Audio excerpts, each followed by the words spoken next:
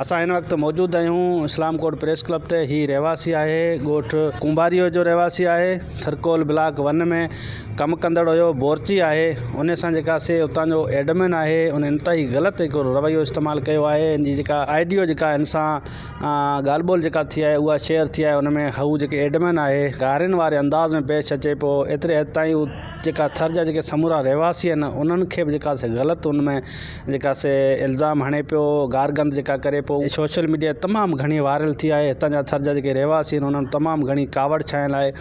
उहे साॻी नौजवान हिते इस्लाम कोट प्रेस क्लब में मौजूदु आहे। असां उनखां पुछंदासीं त हू छा चवे थो ऐं हुन सां उहो मसइलो छो पेश आयो ऐं हू जेका एडमिन आहे उन छो गारियूं ॾिनियूं आहिनि, मसइला सबबु कहिड़ा आहिनि। बासुद नाले आहे, एडमिन आहे ब्लॉक 1 में। CRC कंपनी आहे ब्लॉक 1 में VIP में। न फ़ोन करे जेको आहे एॾो ग़लति ॻाल्हायो आहे जंहिंते पूरे असांखे त ठहियो पर पूरे थर खे ई उन गारियूं ॾिनियूं आहिनि। ईअं सम्झो। पोइ इन करे असांजो कल्ह उन सां इहो ॾाढो बहस थी वियो। अने बहस जे करे उन मूंखे नौकिरी मां बि कढी छॾियो आहे। हींअर आउं फारक वेठो आहियां। ऐं ग़रीब माण्हू आहियां, मुंहिंजा 4-5 बच्चा आहिनि ऐं आउं तमामु बेरोज़गार थी वियो आहियां। इन करे मूंखे नौकिरी ते वापसि बि रखियो वञे, उनखे जा नौकिरी मां कढायो वञे, जा उन ते को एक्शन खयो वञे। असांखे जेको नंढियूं नंढियूं नौकिरियूं मिलनि थियूं जंहिंमें असांखे तमामु घणो तंग कंदा, गार गंद ॻाल्हाईंदा, पोइ बि असां बर्दाश्त कयूं था छो त असां ग़रीब माण्हू आहियूं। असां वटि ॿियो को चारो न आहे।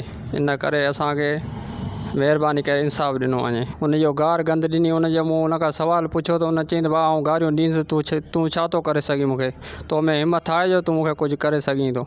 इन करे आउं चुप थी विया, पंहिंजी ड्यूटी छॾे आयो आहियां। महिरबानी करे मूंसां इंसाफ़ कयो वञे। ही नौजवान जेका हिन जे हथ में हिन वक़्तु बि इहा कार्ड मौजूदु आहे। ही जेका साइनू सिंध जेका कंपनी आहे उनजी VIP कैंप ते उते बोरची पोइ कंदड़ आहे। हिन वटि जेका अथॉरिटी मौजूदु आहे पर एडमिन आहे उन हिन खे धमकियूं ॾियण, गारगंद करण खां पोइ नौकिरी मां कढे छॾियो आहे।